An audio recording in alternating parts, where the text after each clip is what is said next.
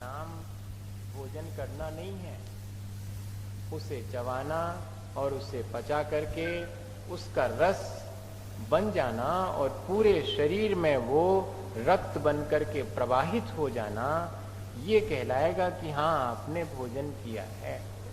ठीक इसी तरह ज्ञान का भी है कि जब वो हमारे हृदय का अंग बन जाए, जब वो हमारे जीवन का एक हिस्सा बन जाए, तब वो ज्ञान वास्तविक ज्ञान है।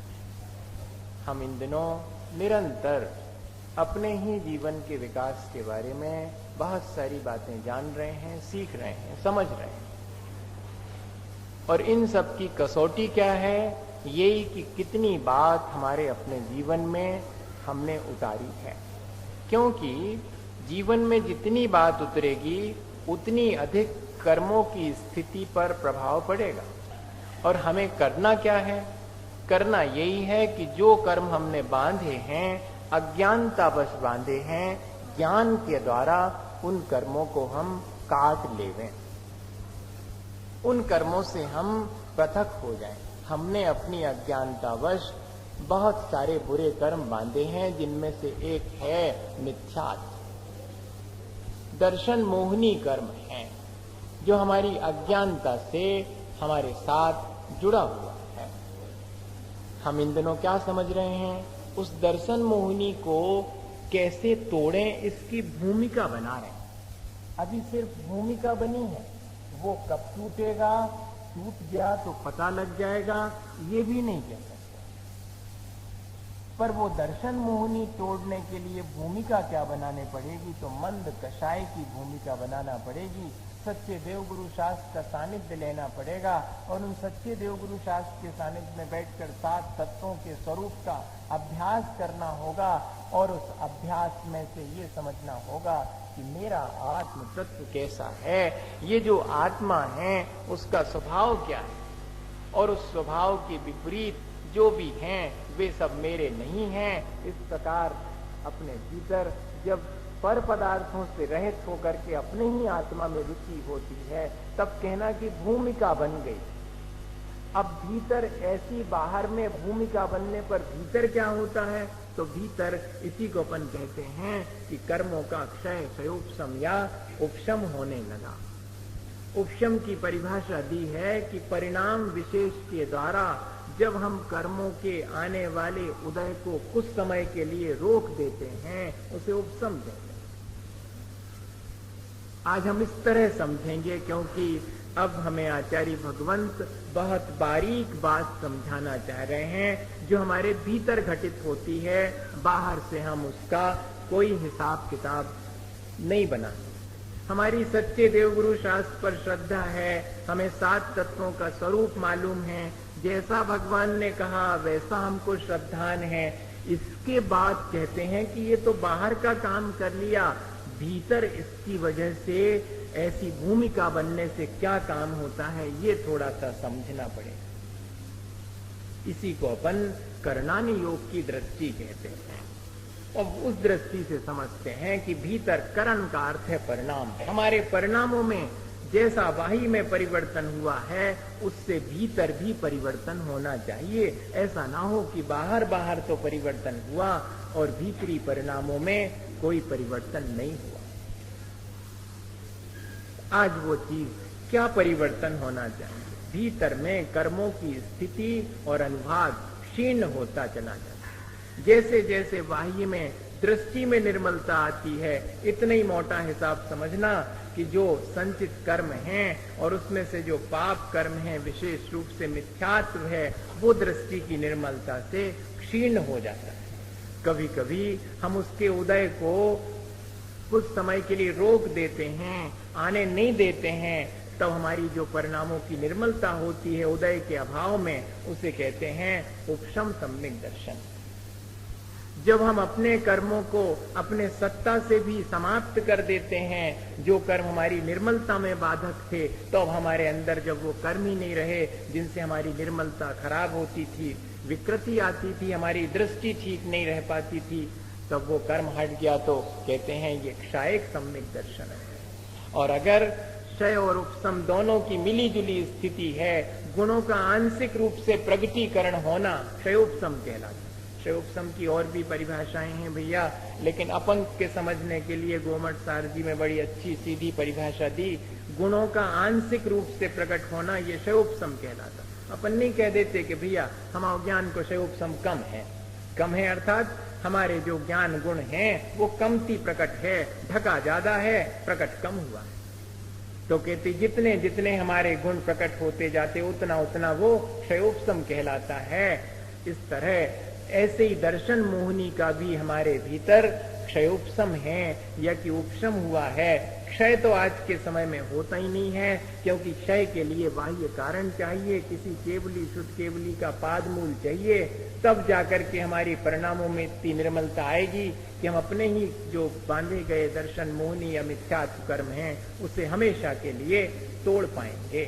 पर वैसा सानिध्य नहीं है तो क्या करेंगे? सबसे पहले अगर किसी को सम्यक दर्शन होता है तो उपशम सम्यक दर्शन होता है। जो हमारे भीतर कर्म प्रकृतियां पड़ी हैं वो कर्म प्रकृतियां कुछ समय के लिए उपशांत हो जाती हैं। जैसे कि कीचड़ भरा पानी हो और उसमें फिटकरी डाल दी तो क्या होता? वो कीचड़ जो है पानी में से नीचे बैठ जाता है।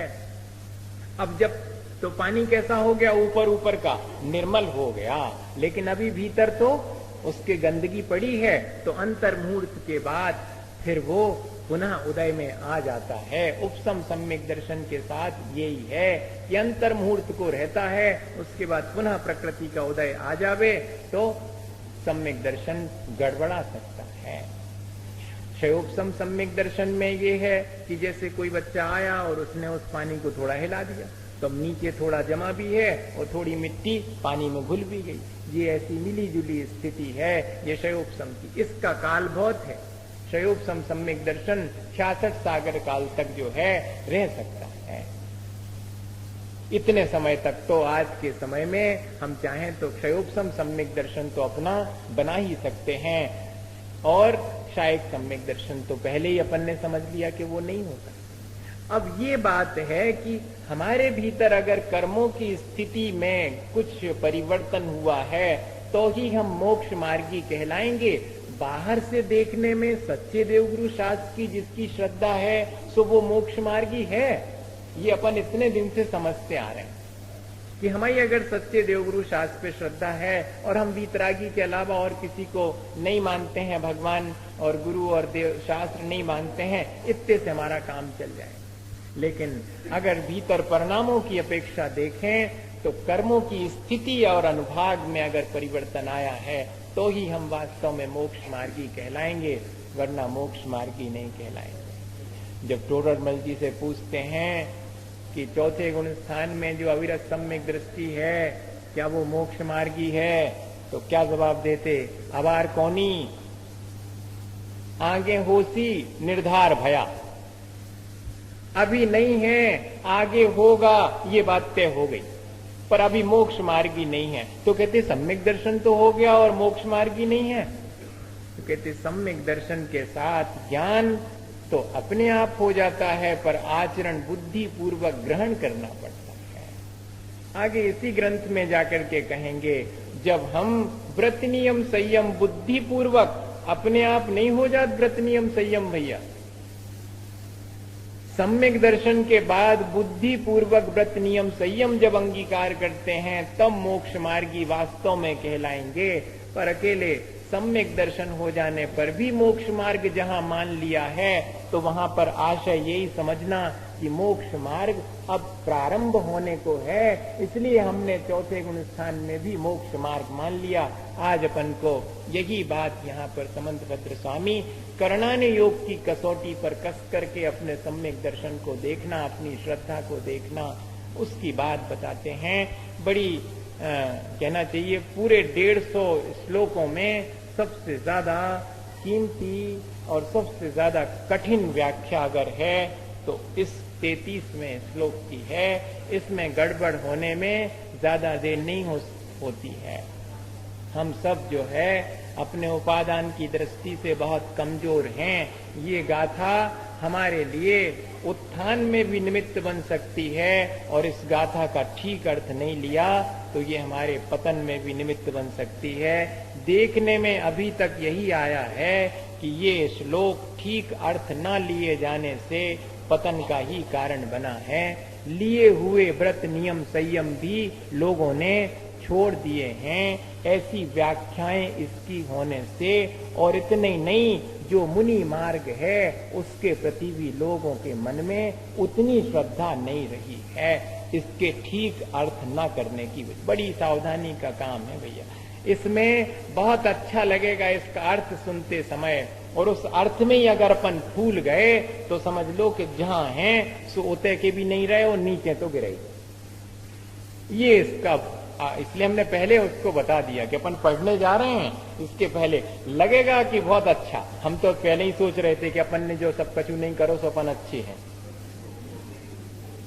हाँ, ऐसा लगेगा मन में।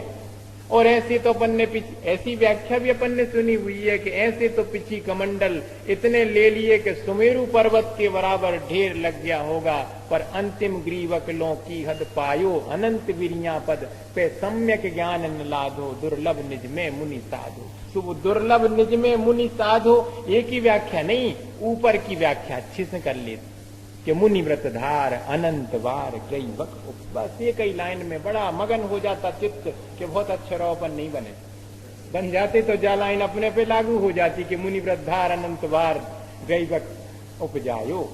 ऐसा लगने लगेगा मन में। देखो, इसको ये नहीं समझना कि मैं ये कह रहा हूं कि आप गलत हैं या कि कोई व्याख्याकार गलत है। व्याख्याकार की गलती भी नहीं है ज्यादा। व्याख्याकार भी क्या करे, जो बात जैसी है उसको कैसे कहना है ये भी बहुत मुश्किल है। अगर किसी के ज्योतिषी जानकार है और किसी के हाथ में हृदय रेखा नहीं है, तो ज्योतिषी को काम है कि वो जाने के वे कि तुम्हारी हृदय रेखा नहीं है। अब हृदय रेखा है नहीं और तुम और कह दो हार्ट फेल हो जाए वो जी, हमें गुंजाइश जी। इतनी व्याख्याकार की बहुत मुश्किल है उसको सावधानी की श्रोता किस प्रकार का है, क्या अर्थ ले लेगा इसका। तो ऐसा सुनकर के लगता है कि अच्छो भाव के मुनि नहीं बने, जबकि लगना ये चाहिए कि देखो मुनि बनने के बाद भी और अगर हमने अपने परिणाम नहीं संभाले तो देखो क्या स्थिति बनती। और अपन तो गृहस्थ हैं, अपन का अपने परिणाम संभाल पे हैं। मुनि महाराज नहीं संभाल पाए तो अपन कैसे संभाल पे। ऐसा मन में नहीं आएगा। अपन को ऐसा आएगा कि वो मुनि बन तो जाते मनो परिणाम थोड़ी समरथ, अपन तो ठीक है, अपन नहीं बने। अब देखो दोनों में क्या फर्क है। दोनों व्याख्याओं में एक व्याख्या हमें ऊपर उठाने के लिए प्रेरित कर रही और एक व्याख्या हमें जहां है वहीं पर संतुष्ट कर रही है। हमारे आचार्य भगवंतों का उद्देश्य ये नहीं था। हमारे आचार्य भगवंतों का उद्देश्य था कि ऊपर उठो, लेकिन ऊपर उठो तो बहुत सावधानी की आवश्यकता है। गिरवे को डर ज्यादा है, जाए समझा रहे। या नहीं कह रहे कि तुम गिरवे के डर से ऊपर ही नहीं उठो या गिरने के डर से चलो ही मत, चलो लेकिन सावधानी रखना। चलने वाले के लिए कहते, जैसे कबीरदास ने लिखा कि मन न रंगाए रंगाए जोगी कपड़ा।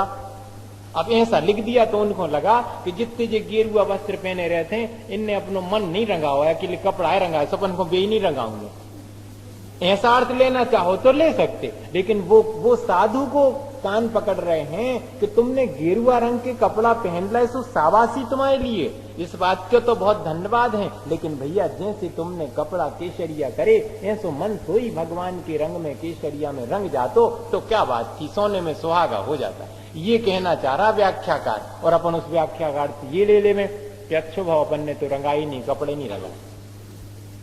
बस यही इस श्लोक की विशेषता है कि इसका जैसा अर्थ निकालना चाहो भैया वैसा। लेकिन हमने पहले कहा कि ज्ञान काहे के लिए है। ज्ञान मेरे जीवन के कल्याण के लिए है। मुझे उसके माध्यम से ये देखना है कि इसमें मेरा कल्याण है कि नहीं। जब भी किसी के बारे में सुनो, मैं तो ये कहता हूँ, मैं अपने जीवन के बारे में स्वयं इस बात को सोचता हूँ, जब भी किसी की बुराई सुनो तो सबसे पहले मन में क्या आना चाहिए, दया का भाव आना चाहिए कि अरे वो जो दोषी है उसके प्रति तो दया करूं ही, ये जो उसके दोष देख रहा है ये भी दया का पात्र है। अभी इसकी दृष्टि में निर्मलता नहीं आई है, जो कि स्वयं अपने दोष नहीं देखता है, दूसरे के दोष दिखाई पड़ते, और दूसरे में दोष अगर खुद को भी दिखाई पड़ जाए तब भी उसमें दया आना कि इसने इतना तो पुरुषार्थ किया पर ये कमी कैसे रह गई कि 11वें गुण स्थान तक उपशम श्रेणी चढ़ करके पहुंचाओ, परिणामों की ऐसी स्थिति कि सीधे आकर के अनंतानुबंधी के उदय में वो मिथ्यात्व में चला। अरे भारी विचित्रता है संसार की, ऐसा विचार करके अपने परिणाम को संभालना ये तो है ज्ञान का काम, और अपने परिणाम और बिगाड़ लेना भैया ये सयाना काम नहीं है, ये इसमें तो हमारा ही अहित है। वही इस गाथा में भी, इस श्लोक में भी अपने को सावधानी रखनी पड़ते हैं। आप सोच रहे होंगे कि ऐसा कैसा है कि इतनी बात पहले से बतानी पड़ी, ऐसा है श्लोक। देखो अभी आएगा मजा आपको, आज तो आप ही का है राज इस श्लोक में तो पूरा। अपन तो जो है थोड़े एक ही हैं, थोड़े ऊंचे जरूर बैठे हैं, मगर इस कसौटी पर अगर कसेंगे तो हो सकता है कि हम भी खरे ना उतरें, और हो सकता है एक सामान्य व्यक्ति भी खरा उतर जाए। इतनी बड़ी बात आचार्य समंतभद्र स्वामी, हमें अपने धर्म पर गौरव होना चाहिए कि हम जो है बाह्य चीजों को नहीं देखते, हम व्यक्ति को नहीं देखते हैं, चाहे कैसा भी हो, हम उसके भीतर छुपे हुए गुणों को प्रणाम करते हैं, और उन गुणों का ही हम अपने भीतर भी विकास करना चाहते हैं। वरना अपने ही हाथ से और अपने बारे में अपनी कसौटी देना, ये तो बहुत कोई महापुरुष का ही काम है, जो खुद कहे कि मुझे आप कसौटी पे कस के देख लेना, अगर ठीक हो। ये तो सोना ही कह सकता है कि मुझे कसौटी पर कस के देख लेना, क्योंकि उसे विश्वास है कि सोना है, कसे जाने पर भी वो तो और निखार ही उसमें आएगा, उसमें कमी नहीं आ सकती। ऐसा ये श्लोक है। क्या कहते हैं? गृहस्थो मोक्ष मार्गस्थो निर्मोहो नैव मोहवान् अनगारो ग्रही श्रेयान् निर्मोहो मोहिनो मुनेः गृहस्थो मोक्ष मार्गस्थो निर्मोहो नैव मोहवान् अनगारो ग्रही श्रेयान् निर्मोहो मोहिनो मुने। थोड़ा अर्थ तो समझ में आ ही गया होगा मोटा मोटा। क्या कह रहे हैं? गृहस्थो मोक्ष मार्गस्थो निर्मोहो, जो निर्मोही गृहस्थ है वो मोक्ष मार्गी है। नैव मोहमान अनगारो, और एक मुनि जो मोहवान है वो मोक्ष मार्गी नहीं है, इसलिए मुनि से मोक्ष मार्गी गृहस्थ श्रेष्ठ है। लो भैया, ये इस श्लोक का अर्थ हो गया। कैसा लगा? थोड़ा मन तो हुआ होगा अपने आप को शाबाशी देने का कि देखा अपन गृहस्थ होकर के भी मोक्ष मार्गी हैं। बहुत अच्छी बात है, गृहस्थ होकर के भी कोई मोक्ष मार्गी हो सकता है, ये आश्वासन तो मिल गया। इतना तो अब कैसे हो सकता है? सो एक ही शब्द कह दिया, निर्मोह। अगर वो निर्मोही हो, अगर उसने अपने दर्शन मोह को उपशमित या कर लिया है या क्षय कर दिया है, या उसके दर्शन मोह का क्षयोपशम हो गया है, तो ऐसा गृहस्थ भी मोक्ष मार्गी है। कितनी बड़ी बात जो है, एक गृहस्थ के जीवन में भी मोक्ष मार्ग आ सकता है, उसके लिए समंतभद्र आचार्य ने कहे। और कहते आगे कि नैव मोहवान अनगारो, और लेकिन अगर कोई एक मुनि बन करके भी बाह्य में पंच महाव्रतों का पालन करते हुए भी अगर भीतर में अपने दर्शन मोहनी कर्म का क्षय उपशम या क्षयोपशम नहीं कर पाया है, तो अभी वो मोक्ष मार्गी नहीं है। इसलिए जिसने अपने दर्शन मोहनी का क्षय उपशम और क्षयोपशम कर लिया है, ऐसा गृहस्थ अधिक श्रेयस्कर है मोही मुनि की अपेक्षा से। मुनि महाराज जी का कान पकड़ लिया, गृहस्थ की पीठ थपथपा दी। हाँ, ऐसा लगने लगेगा तो कहते ऐसा बाह्य में लग सकता है, लेकिन अंतरंग परिणामों में देखें तो जिसने ज्यादा पुरुषार्थ किया है उसी की पीठ थपथपाई कि तुमने अपने मोह को जीत लिया। और कान किसका पकड़ा गया? जिसने अपने मोह को नहीं जीत पाया। मुनि और श्रावक तो बीच में अपन ने बाह्य में देख लिया है, वास्तव में देखें तो एक आत्मा जो कि निर्मोही है उसको तो अपन श्रेष्ठ मानेंगे ही, और एक आत्मा जो अभी अपने दर्शन मोह को नहीं समाप्त कर पाई है उसे क्या मानेंगे? अभी उसे और पुरुषार्थ करना है, यही तो अपन कहेंगे। अगर आत्मा की अपेक्षा देखें तो दो ऐसी आत्माएं हैं, एक ने दर्शन मोह का क्षय उपशम और क्षय उपशम कर लिया, एक नहीं कर पाई है। तो कौन श्रेष्ठ है? जिसने कर लिया है वो श्रेष्ठ है, चाहे वो गृहस्थ भी क्यों ना हो। ये इसका सीधा सा तात्पर्य है। एक गृहस्थ भी अपने जीवन में गृहस्थी को चलाते हुए, अब भैया अपनी गृहस्थी को जंजाल न कहियो, अभी के पड़वे के बाद जंजाल तो तब होते है जब हम उसमें अटक जाते, और जंजाल नहीं है अगर हम उसमें से धीरे से कहते खुलक के निकल गए। हाँ, बिल्कुल ऐसा ही है इसका मामला। बिल्कुल आसानी से निकल सकते हैं। अपनी श्रद्धा को अगर हम मजबूत रखते हैं तो उसी श्रद्धा के द्वारा हमारे भीतर का दर्शन मोह एक बार अगर क्षयोपशम और क्षयोपशम को प्राप्त हो गया तो हमारा संसार तो थोड़ा सा रह गया, पार हो ही गए। अपन भले ही गृहस्थी में हैं, लेकिन अब संसार से पार होने का रास्ता मिल गया, हम मोक्ष मार्ग पर आरूढ़ हो गए। ये बात इतनी बड़ी। और उधर जो है अगर मुनि महाराज की अपेक्षा कहा है तो यही कि बाह्य में तो आचरण अंगीकार कर लिया। ध्यान रखना, चरणानुयोग की अपेक्षा से तो वे पूज्य हैं, यहां पर पूज्यता का विचार नहीं करना। यहाँ तो जो मुनि पद पर बैठे हैं, भले ही उनके दर्शन मोहिनी कर्म का क्षय उपशम और क्षयोपशम कुछ नहीं हुआ है, फिर भी वे पूज्य हैं, उन्हें प्रणाम तो हम करेंगे। यहाँ पर वो वाली चीज नहीं लगाना, क्योंकि करणानुयोग से हम थोड़ी जान सकते कि भीतर अभी उनके क्षय उपशम और क्षयोपशम हुआ कि नहीं। इसलिए वाही में अगर उन्होंने जिनेंद्र भगवान का वेश धारण किया है तो पूज्यता तो उनके पास है, लेकिन अभी उन्हें संसार से पार होने में देर लगेगी। बनस्पत एक गृहस्थ के जिसने अपने को सम्यक दर्शन से युक्त कर लिया है। आप मेरा आशय, आचार्यों का आशय इतना ही स्पष्ट समझिएगा। पूज्यता में कोई फर्क नहीं आया है, पूज्य तो अभी हैं, लेकिन कह ये रहे हैं कि भीतर जो उनके परिणामों में अभी कर्म पड़े हुए हैं, इससे उनका मोक्ष मार्ग अभी क्लियर नहीं हुआ है। और ध्यान रखना, वर्णी जी जो है इसी व्याख्या को किस तरह करते थे, कहते हाओ भैया, अगर उलझे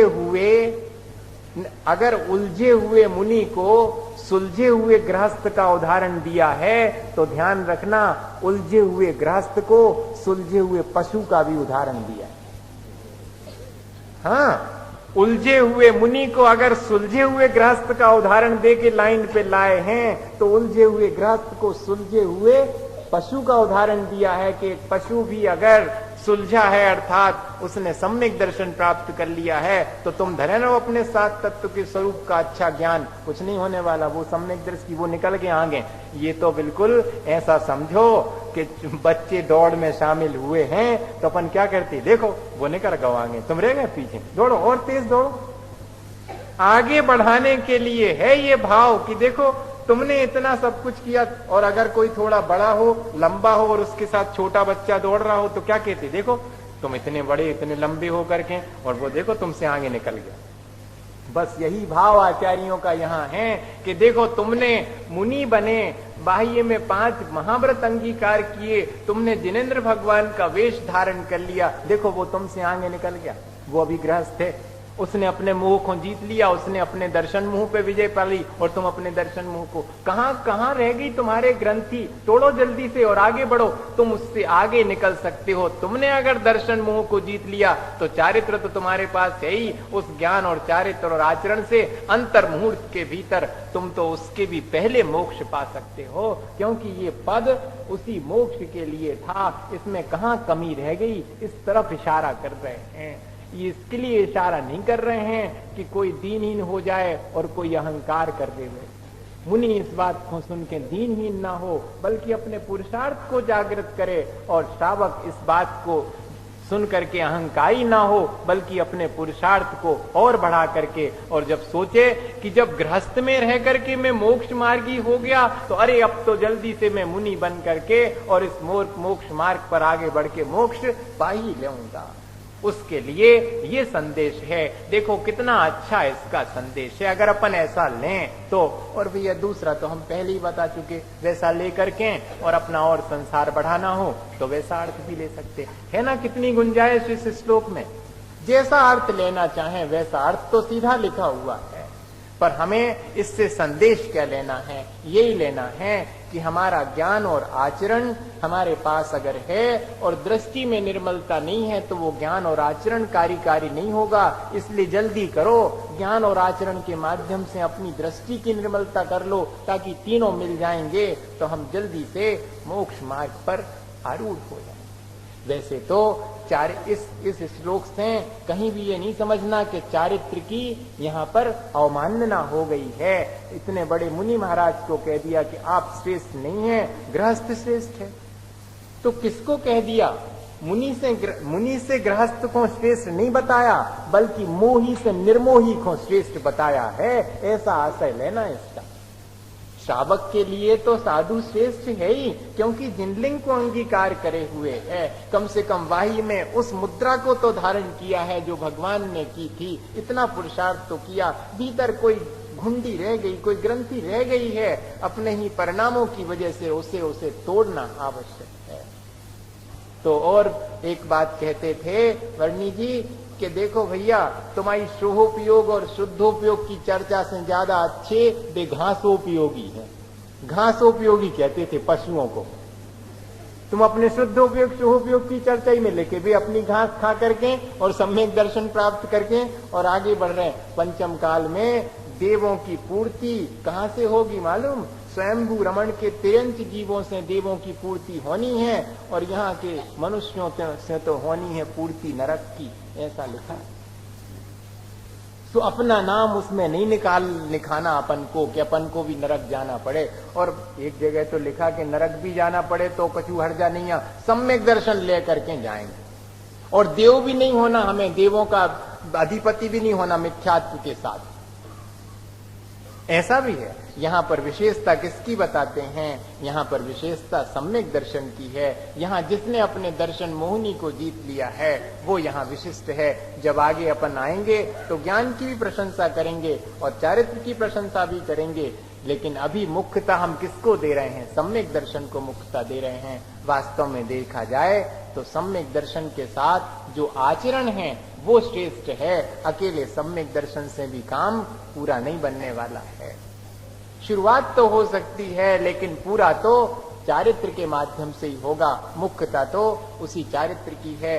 बाह्य वेश जो ज्ञान और बाह्य वेश है, अगर वो सम्यक दर्शन के बिना है तो कर्मों की निर्जरा का कारण नहीं बनता। इसलिए आचार्य भगवंत ने हमें कर्मों की निर्जरा के लिए जो सम्यक दर्शन आवश्यक है उसकी बात कही। वैसे तो देखा जाए तो एक सम्यक दृष्टि अपने तत्व चिंतन के काल में जितनी कर्मों की निर्जरा करता है, उससे असंख्यात गुनी कर्मों की निर्जरा एक देशव्रती श्रावक भोजन का विकल्प करते भोजन करते समय कर लेता है। और एक देशव्रती श्रावक सामायिक के समय पर तत्व चिंतन में जितनी कर्मों की निर्जरा करता, उससे असंख्यात गुनी कर्मों की निर्जरा एक मुनि महाराज भोजन करते समय, आहार लेते समय कर लेते हैं। सो तो कर्मों की निर्जरा की व्यवस्था यही जो है मोक्ष मार्ग प्रकाशक में टोडरमल जी ने लिखी। वहीं पर उन्होंने ये लिखा है कि ये नहीं समझना कि सम्यक दर्शन अकेले से असंख्यात गुनी निर्जरा होगी। सम्यक दर्शन के काल में असंख्यात गुनी निर्जरा होती है, उसके बाद अगर आपने व्रत नियम ले लिए तो जीवन पर्यंत कर्मों की निर्जरा होगी। वरना अकेले सम्यक दर्शन से तो उसी क्षण भर होकर के फिर रुक जाएगी, फिर नहीं होगी। तो ये भी ध्यान रखने की बात है कि अगर सम्यक दर्शन के साथ हमने व्रत नियम संयम और चारित्र लिया है तो असंख्यात गुनी निर्जरा प्रति समय होती है। ये उसी निर्जरा की मुख्यता को कह रहे हैं कि एक गृहस्थ ने थोड़े से व्रत नियम लेकर के अल्प ज्ञान है और अल्प तपस्या है, लेकिन सच्ची श्रद्धा के साथ कर रहा है, तो उसका वो अल्प तप और अल्प ज्ञान भी मोक्ष मार्ग में सहायक है। और किसी का 11 अंगों 9 पूर्व का ज्ञान भी क्यों ना हो, और किसी ने बाह्य में 5 महाव्रतों को अंगीकार भी क्यों ना कर लिया हो, लेकिन भीतर अगर दृष्टि में निर्मलता नहीं आई है, सच्ची श्रद्धा नहीं है, तो वो उसका बहुत ज्ञान और बहुत तप भी कर्मों की निर्जरा का कारण नहीं है। और कर्मों की निर्जरा नहीं होगी तो मोक्ष भी नहीं होगा। ये बात अपने को यहाँ पर समझने की है। पूज्यता और अपूज्यता की दृष्टि नहीं है। पूज्य तो वही है जो कि बाह्य में भी अगर उसने व्रत नियम संयम अंगीकार किए हैं तो व्रतों की ही पूज्यता है। ज्ञान भी उतना पूज्य नहीं है भैया, अगर देखा जाए तो। आपने कभी वो घटना नहीं सुनी होगी, मैंने हो सकता पहले सुनाई हो। एक पुरोहित जी थे, बड़े ज्ञानवान थे, राजा के दरबार में उनका बड़ा सम्मान था और राजा भी उठ करके खड़े हो जाते थे जब पुरोहित जी आते थे। तो एक दिन पुरोहित जी के मन में आया कि मेरा सम्मान जो है मेरे आचरण की वजह से होता, मैं रख ली, और ऐसे रखी कि खजांची देख भी लेवे, चोरी भी करी तो दिखा करके रख ली। खजांची ने सोचा कि शायद इन्हीं की गिर गई होगी, पुरोहित जी हैं, थोड़ी ऐसे उठा सकते हैं, और कुछ नहीं कहा। दूसरे दिन फिर जब यही चीज हुई कि फिर एक मोहर उठा के रख ली, तो अब उसका माथा ठनका कि बात क्या है, कुछ गड़बड़ तो नहीं है। फिर भी कोई बात नहीं, इतने बड़े पुरोहित जी हैं, एकदम कैसे इनके ऊपर दोष लगा दें। तो तीसरे दिन जब उठाई तो फिर उससे रहा नहीं गया। पुरोहित जी से तो कुछ नहीं कहा, पर अकेले में जाके राजा से कहा कि लगता है पुरोहित जी की नियत अब डोल गई है। एक मोहर रोज दक्षिणा में मिलती है और 3 दिन से एक और उठा करके ले जाने लगे हैं। अब तो बस चौथे दिन पुरोहित जी जैसे ही दरबार में आए तो न तो कोई दरबारी उठा और न राजा उठे। पुरोहित जी आए और सबके बीच से निकल गए, नहीं तो पूरी सभा उठ के खड़ी हो जाती थी। कोई नहीं उठा, राजा की आज्ञा थी, आज कोई नहीं उठेगा उनके सम्मान के लिए। और जब पहुंचे समझ तो गए भीतर भीतर, क्या चाह ही वो रहे थे कि बात पहुंचे वहां तक, और पहुंच गई। और जब राजा नहीं उठे और सिर्फ इशारा कर दिया कि बैठिए पुरोहित जी, आज एक बहुत बड़ा केस है, उसको सुलझाना है आपको, तो बिठाल दिया और कहा पुरोहित जी, अगर कोई ऊंचे पद पर हो और अगर वो कोई पापकारी करे तो उसका क्या फल, उसके लिए क्या अपराध का दंड है। तो कहते कोई भी हो, ऊंचे पद पर हो चाहे किसी की पद पर भी हो, अगर उसने अपराध किया है तो उसको सजा मिलनी चाहिए। तो कहते तो चोरी के अपराध की क्या सजा, कहते उसके दोनों हाथ अलग कर देना चाहिए, जिन हाथों से उसने चुराया। अरे इतनी बड़ी सजा, अगर स्वयं पुरोहित जी हो तो? अब राजा साहब ने स्पष्ट कह दिया कि अगर पुरोहित जी हो अगर तो कहें, तो पुरोहित जी तो पहले ही से तैयार थे, बोले कि पुरोहित जी भी क्यों ना हो, उनके भी हाथ निकाल देना चाहिए अगर उन्होंने चोरी का अपराध किया है तो बोले पुरोहित जी इतनी तो आप बात कह रहे हैं और आप ही अपनी बात कहिए ना कि 3 दिन से मोहर उठा रहे हैं। कह ले हाँ महाराज, वो तो मैं परीक्षा कर रहा था। कैसी परीक्षा कर रहे थे? यही परीक्षा कर रहा था, मेरे मन में आया कि ज्ञान मेरा पूज्य है या कि मेरा आचरण पूज्य है, तो ज्ञान तो मेरा आज भी ज्यों का त्यों है। 3 दिन में कोई मेरे ज्ञान में परिवर्तन नहीं हुआ, मैं आज भी उतने ही ज्ञानवान हूं, लेकिन थोड़ा सा मेरा आचरण गड़बड़ा गया है, इसलिए आज कोई भी खड़ा नहीं हुआ, आप भी मुझे सम्मान नहीं दे रहे। अब मुझे समझ में आ गया कि मेरे ज्ञान का सम्मान नहीं था, मेरे आचरण की निर्मलता का यहाँ पर सम्मान था, मेरे दृष्टि का यहाँ सम्मान था कि मेरी दृष्टि गड़बड़ नहीं है, मेरा आचरण पवित्र है। इसी चीज का सम्मान था, ज्ञान का सम्मान। यही बात यहाँ कही है कि थोड़ा सा भी ज्ञान हो, थोड़ा सा भी आचरण की पवित्रता हो तो वो ज्यादा कार्यकारी है, क्योंकि उसके साथ श्रद्धा है, उसके साथ दृष्टि की निर्मलता है, अपने आत्म कल्याण की फिक्र है, जिसके लिए वो व्यक्ति थोड़ा भी त्याग तपस्या कर दे तो कार्यकारी है। और जिसको अपने आत्म कल्याण की फिक्र नहीं, सद्दहदी पत्तयदी रोचेदी पुनो विफासेदी धम्मम भोग निमित्तम नदुसो कम्मख्य निगत्तम। यही बात कुंद स्वामी ने समय सार जी में लिखी हुई है। इसकी भी व्याख्या ऐसे ही अपन कर लें कि कोई व्यक्ति है जो श्रद्धा करता है, जो ज्ञानवान भी है, आचरणवान भी है, सद्दहदी पत्तयदी रोचेदी पुण्य भी फासेदी, जिसने अपने उस आत्म तत्व को स्पर्श करने का प्रयास भी किया है, लेकिन काय के लिए? कहते सम्यक दर्शन ज्ञान चारित्र के बिना, मात्र ज्ञान दर्शन और चारित्र को जिसने अंगीकार किया है, धम्मम भोग निमित्तम नदुसो कम्मख्य निमित्तम, अगर दृष्टि में कर्मों के क्षय के लिए ये आचरण अंगीकार नहीं किया है, मात्र भोगों की प्राप्ति के लिए किया है, तो फिर वो आचरण और वो ज्ञान वो कोई भी काम का नहीं है।